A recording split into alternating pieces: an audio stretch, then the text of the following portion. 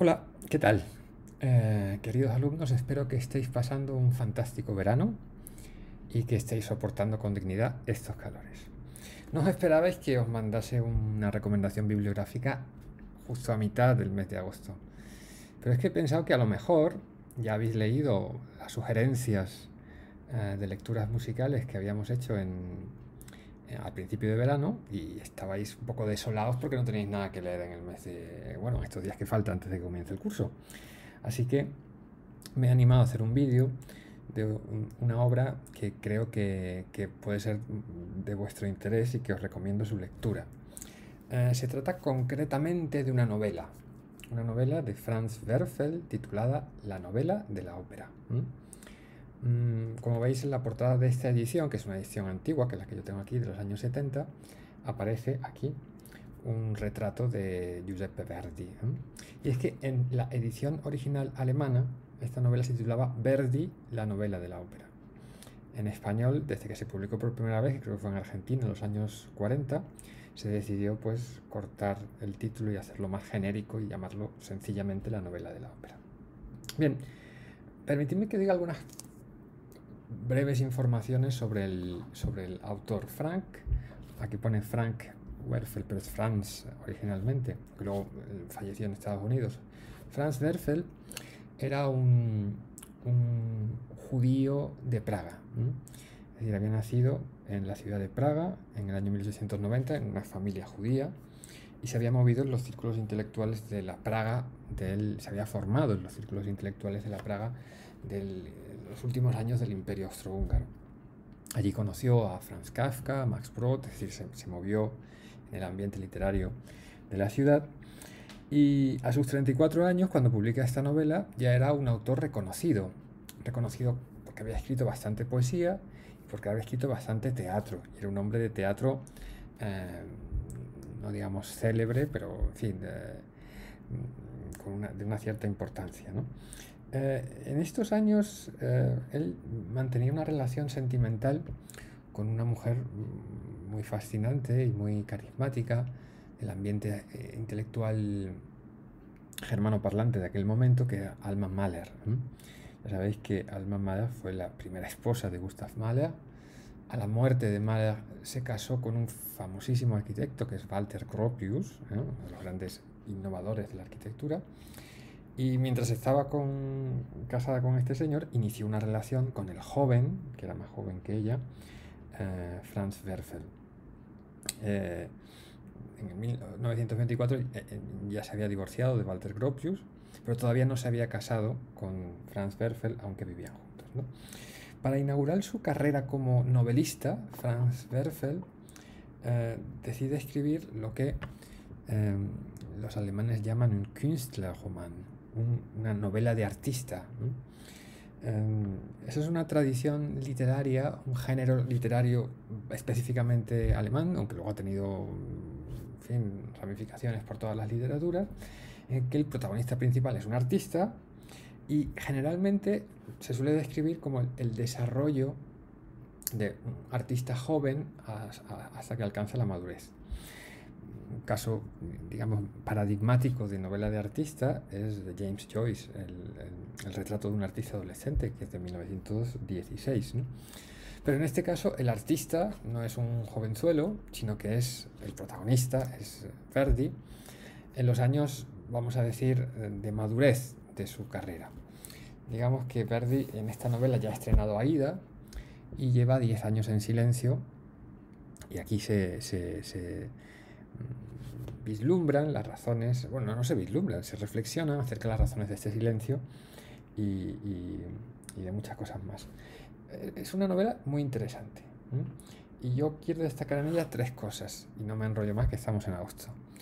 La primera es que es una gran novela, es una gran literatura, una novela que vais a disfrutar muchísimo si la leéis de una forma pausada, porque en esta traducción que yo tengo, que es algo antigua, tiene un vocabulario riquísimo, unas descripciones hermosas, grandes reflexiones sobre muchas cuestiones, digamos, humanas, con unos personajes fascinantes, porque aquí aparece Verdi, aparece Wagner, pero aparecen muchos personajes inventados que que merece mucho la pena conocer.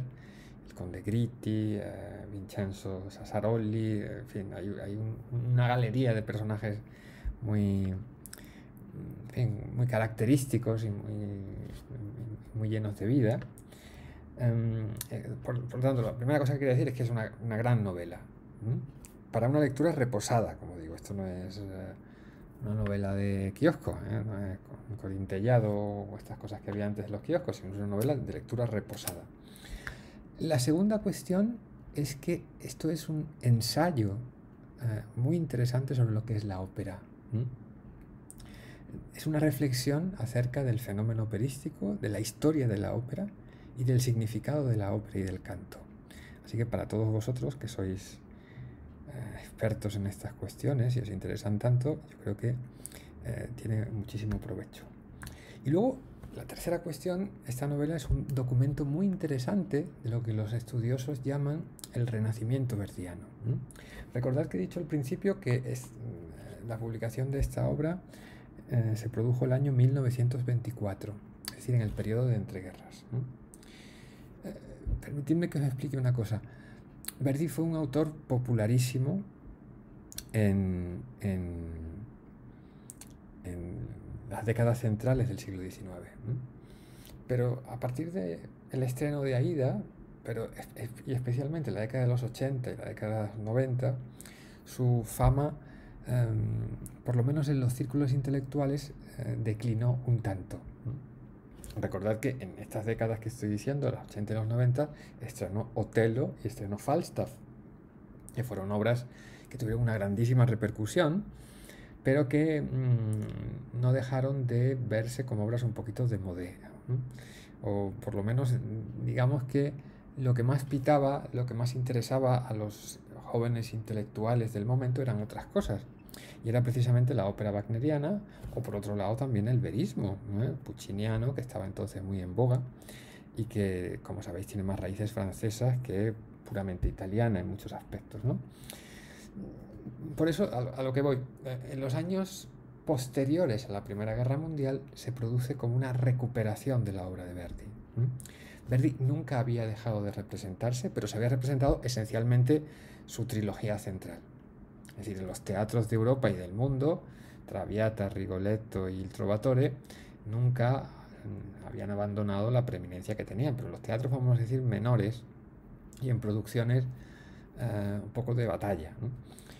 En cambio, tras la Primera Guerra Mundial, que como sabéis es un hito que rompe muchas cuestiones históricas, pero también musicales y estéticas, en nuestras clases lo hemos explicado creo con cierta insistencia, que la Primera Guerra Mundial es la que marca el comienzo del siglo XX musical, pues la Primera Guerra Mundial es el punto de partida también de una revalorización de la obra de Verdi, de la que esta novela es un testimonio, pero no es el único testimonio.